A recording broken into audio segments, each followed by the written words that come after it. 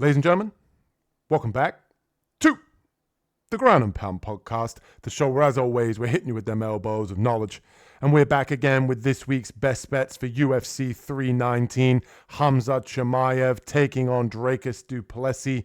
And as always, we got to talk money lines, we got to talk props, we got to talk parlays. And as always, if you're enjoying the content here, hit that like and subscribe button as we kick things off with our staple parlay of the week, the one that I put the most money on every single week, the slam of the week. And kicking things off this week, we've got Carlos Prates as the first leg of our parlay. And I think he gets it done here no matter where the fight goes here against Jeff Neal. I expect this one to be a back and forth kickboxing match that Carlos Prates is going to have all the advantages in. We've seen him time and time again being able to put people out on the feet with that left hook. He does a fantastic job of setting up his shots. He's going to have the height and reach advantage here. And to me, Jeff Neal is one of these guys that he can only be the hammer. He doesn't know how to be the nail. And I think Carlos Prates comes in here and bounces back after that Ian Gary performance to kick things off for our slam of the week in the right way. Kicking things off with Carlos Prates here. And the second leg, we have Kai Asakura getting in the win column here in the UFC against a guy like Tim Elliott. Tim Elliott likes to wrestle, but he's coming off a 1.5 year layoff here at 38 years old. Kai Asakura, no shame in losing to Pantoja in his previous fight. He has fantastic knees up the middle. If he can defend the takedowns here, I really like him to get the finish on the feet. I think the speed advantage here that he has, a well-timed knee up the middle to the gut here, could definitely put the lights out or finish the fight here to the body or to the head of Tim Elliott. I like this fight if it stays on the feet for Kai Asakura. And I think that he knows that he can defend takedowns. I think he just struggled against a guy like Pantoja, who's an absolute dog. So give me Kai Asakura here for the second leg of our slam of the week. And for the third leg, just to round it out to get us to plus money here, we have the over 1.5 in the Jessica Andrade, Lupi Godinez fight here. I think this one probably goes the distance. Lupi Godinez has never been finished in her career. Also, you have Jessica Andrade, who at times can be, a little bit struggling with her durability, but Lupi Godinez isn't the power puncher or the submission specialist to get the finish here. I think this one goes the distance. However, we're going to take the over 1.5 here in order to get to plus money.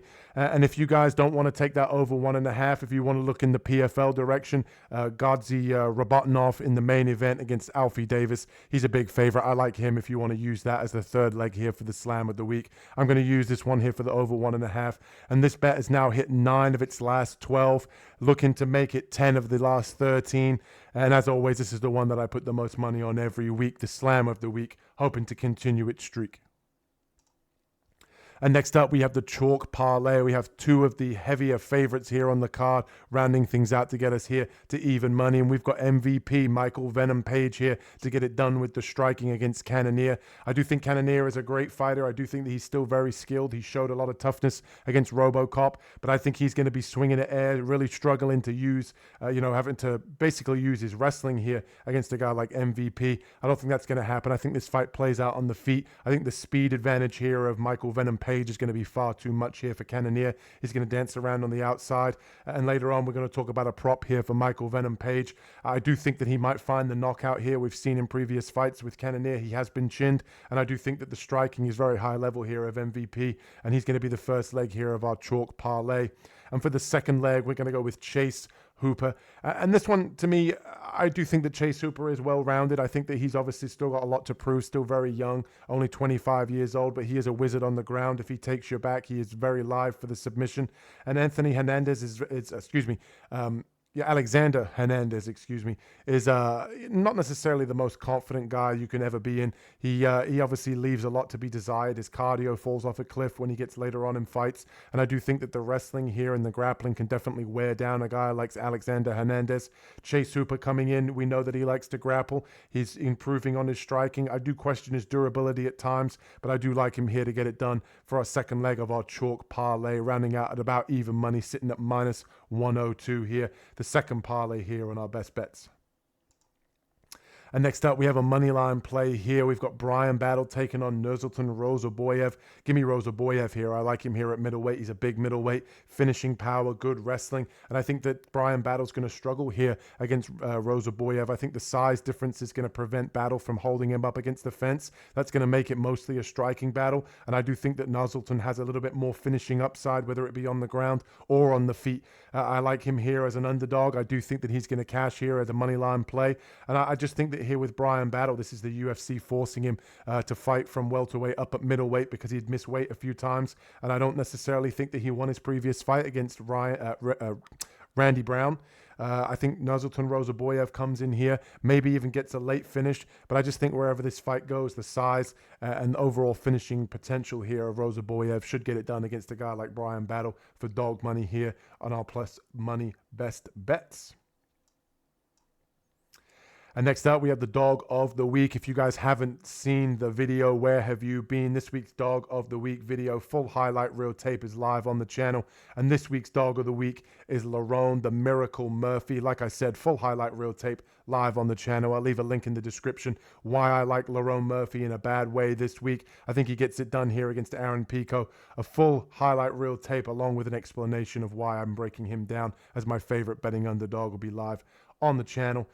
And you can check it out in the description. And we got to talk props before we round out this video, as always. And it's not necessarily a party until we talk about the submission round one prop here for GM3. He's always live with the submission. And I do think against Oleksiejczuk, he could end up getting knocked out early in round one. Oleksiejczuk, it does come out very aggressive. He does have power in the hands, but it's no secret that this fight realistically just comes down to grappler versus striker. And there's value to be had here for GM3 finding the first round submission. We've seen with Oleksiejczuk in the past that once the fight hits the mat, he can't really defend takedowns very well, and he definitely doesn't have a whole lot of ground game, even though he's moved over to the Fighting Nerds. I don't think that's going to improve his grappling that drastically here. I do think that there's value to be had in GM3 by first round submission, sitting at plus 900. I think second round submission for GM3 is plus 1,400 if I'm not mistaken. So if you do think it lasts a little bit longer, GM3 by second round submission plus 1,400.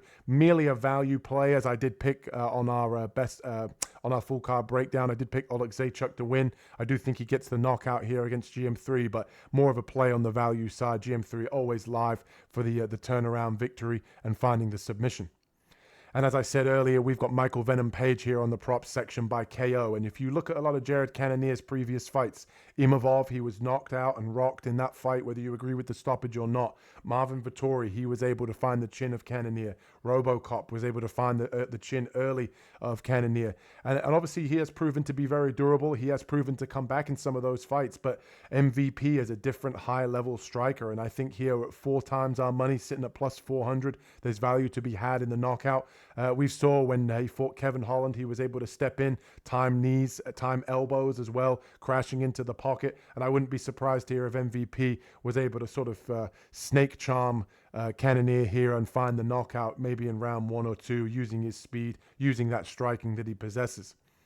And then we also have DDP in the main event. I do think Khamzat Chimaev is going to get this one done early in rounds 1 or 2. However, DDP is always live. He's shown to be durable. He can go 5 rounds. And what would this fight look like after the 3rd round or after the 2nd round if Khamzat starts to gas and DDP starts to take over? So I think there's value here to be had in the current champion here at middleweight, Dracus du Plessis, sitting at plus 600 by decision. I wouldn't be surprised if he ends up getting a 5th or a 4th round finish here when Khamzat gets tired. I'm going to go with the decision prop here, sitting at plus 600 for DDP to weather a storm early and potentially win this fight on the judges' scorecards. I do think that, like I said, Khamzat is going to get it done inside the first 2 rounds. But again, with the prop section, I like to look at stuff that could potentially happen and more of a value play. And I do think that that's got a potential to hit this week. DDP by decision plus 600.